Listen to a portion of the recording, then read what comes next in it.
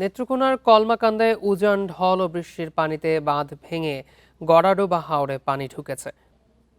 আরো জানাতে নেত্রকোনা থেকে যুক্ত হচ্ছেন সহকর্মী লাভলু পাল চৌধুরী। লাভলু, বাঁধ উপচে পানি প্রবেশে গড়াডোবা হাওরে কি প্রভাব দেখছেন?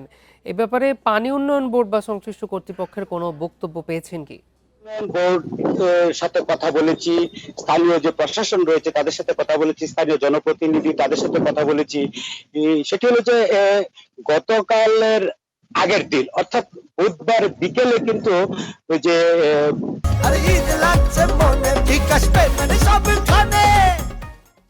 উজানের যে ঢল, পাহাড়ি ঢলে কিন্তু কলমাকান্দা উপজেলায় সদর লাগোয়া যে উপদাকালী নদী রয়েছে সেই উপদাকালী নদীর পানি কিন্তু উপচে বরকাপন ইউনিয়নের যে কামার ওরা একটি জায়গা রয়েছে সেটি মূলত একেবারেই সুনামগঞ্জের যে মধ্যনগর এবং বরকাপন ইউনিয়নের যে একেবারে লাস্ট বর্ডার সেই জায়গাটির যে উঁচু যে বাঁধটা রয়েছে, বাঁধের একটা অংশ রয়েছে, সেই জায়গাটিতে কিন্তু আসলে ফাটল দেখা দিয়েছে এবং পরে ভাঙন দেখা দিয়েছে।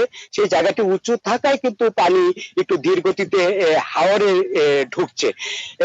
এই যে ফসলডোকা বাঁধটি সেটা কিন্তু 15 কিলোমিটার লম্বা। সেই ফসলডোকা বাঁধটি কিন্তু যে উদ্দাকালী নদীর তীর ঘেঁষে এবং সেখানকার যে লোকালয় রয়েছে প্রায় 15 থেকে 20টি গ্রাম রয়েছে, সেই গ্রামগুলো কিন্তু সেই এই ফসলডোকা বাঁধের উপরে নির্ভরশীল। তো এখন সেখানে যে অবস্থা, সেখানে কিন্তু আসলে সে পানির চাপ কিন্তু আসলে অনেকটা কমে এসেছে এবং যেটি স্থানীয়রা বলছিলেন, ইউনিয়ন চেয়ারম্যান বলছিলেন, অন্যান্যরা যেটি বলছিলেন যে সেখানে কিন্তু এখন এতটা সংখ্যা নেই।